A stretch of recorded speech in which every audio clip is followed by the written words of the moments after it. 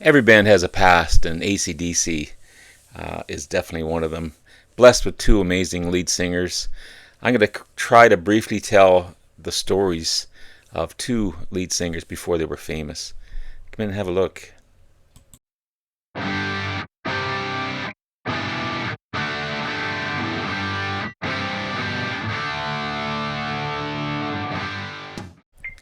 Good morning, everyone. It's Robert from On My Turntable. Hope you're having a great morning this morning. It is Friday morning.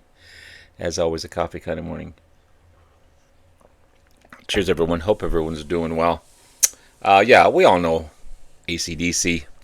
Whether you love them or they hate them, they're one of the biggest bands out there ever. They should really retire, though, I feel. It's time. I think the Stones are deciding that now as they canceled their 2026 tour. I think it's just time. They've put out some fantastic music over their years, but yeah, one time you just have to say yeah.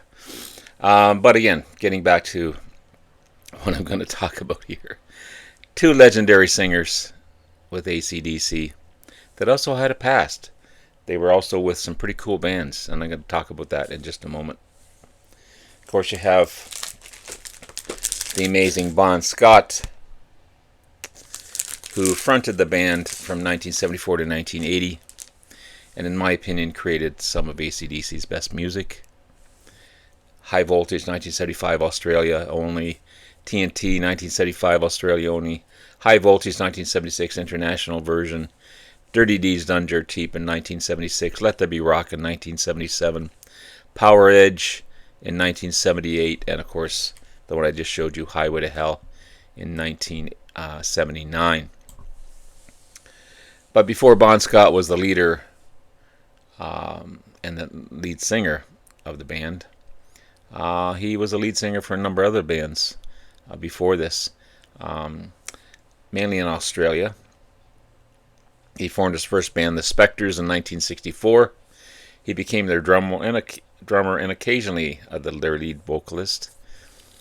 He performed in several other bands, including the Ballantines and this band here, Fraternity,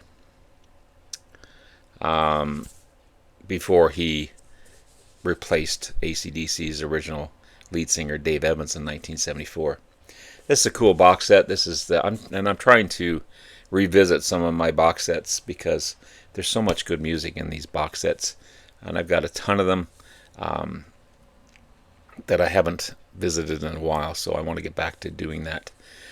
This is the Fraternity box called Fraternity, featuring Bon Scott, Seasons of Change, the complete recordings 1970 to 1974.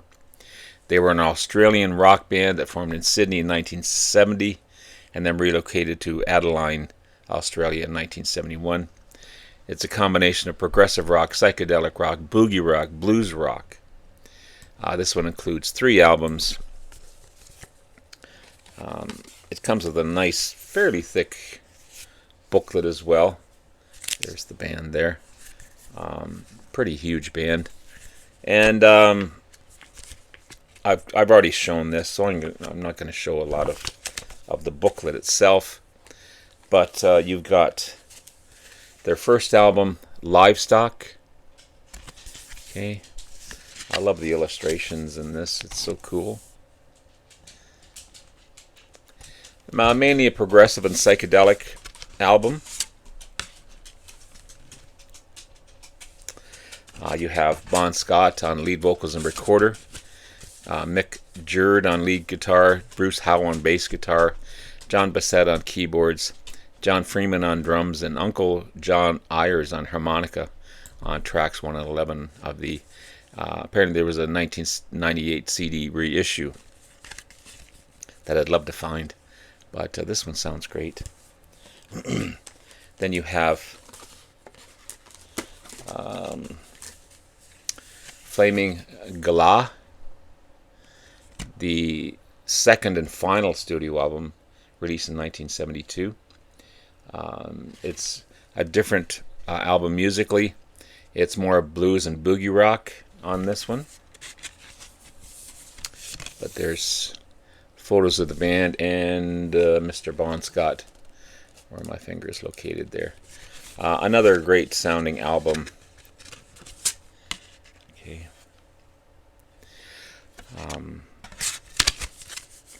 And another one that I'd love to find, apparently this one was released in 2023 on Record Store Day on vinyl. This is Second Chance. It's a collection of rare recordings by Fraternity. Came from the archives of the original band manager, Hamish Henry. It was released in 2023, as I said, on vinyl.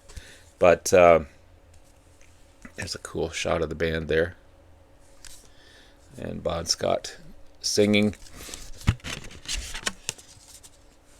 Again, nice colored CD there. Over the years, Fraternity has included a few other members.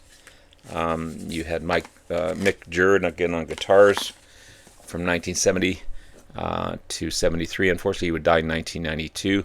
John Bissett on keyboards, backing vocals 1970 to 1973, and lead vocals in 1970 and 71. Bruce Howe on bass and backing vocals. He would pass away in 2025. He was there from 70 to 75. He did some lead vocals in 1970 and 71.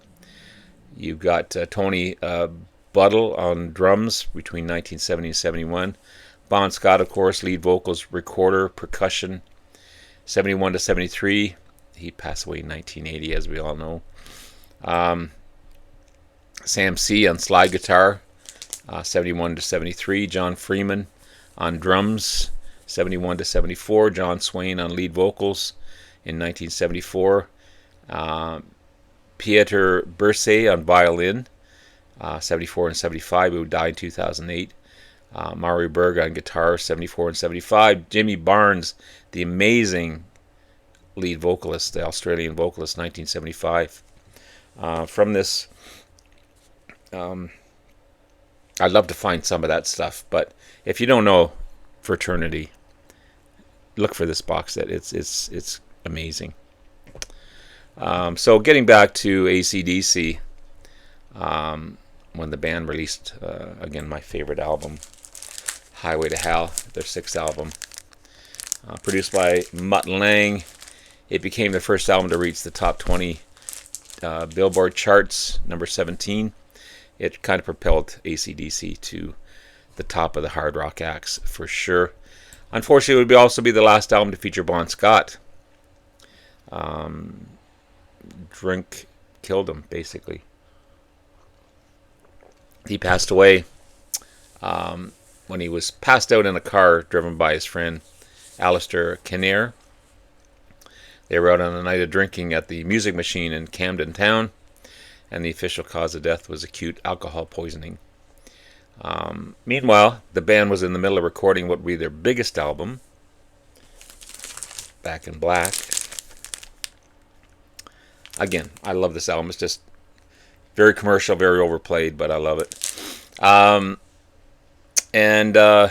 Bon Scott was actually, there's some recordings with Bon Scott on drums instead of vocals on the recording sessions for this one. But they never got to finish that with Bon Scott, their 7th studio album, as he would pass away. So the band decided they may quit. But Bon Scott's parents told the rest of the ACDC members that Bon would want them to carry on, so they looked for a new lead vocalist.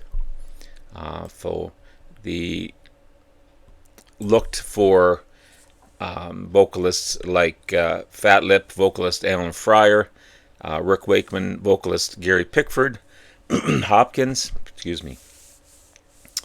Easy Beat singer Stephen Wright, ex-Moxie member Buzz Sherman, Slade's vocalist Noddy Holder. That would be interesting. He's kind of got a Brian Johnson voice. An ex-Backstreet Crawler vocalist Terry Sleezer. But they brought in this guy from the band called Geordie. An older guy. He was older than the rest of the band. Called Brian Johnson. There's Geordie there. And the band was impressed by him. When he did the audition, he sang Ike Tina Turner's Nutbush City Limits. Then he did Whole Lotta Rosie and Let It Be Rock, and they kind of were blown away by his power and his vocals. Completely different vocals on this one. He's a lounge lizard on this one. Cool, pop-like sounding, normal sounding voice instead of the screaming, high-pitched vocals of ACDC. But after the auditions, Brian Johnson returned home thinking he was too old for the band. His career was kind of over. But then after the band worked through the rest of the tryouts, Brian Johnson got a call to return for a second audition and got the gig. Angus Young remembered that when Bon Scott was still alive and they saw Geordie play, he was impressed by Johnson's singing. So that was kind of a cool thing. Again, when Back in Black was released with Brian Johnson, it became a hugely commercial and successful album. 50 million copies worldwide, making it the second best selling album in music history.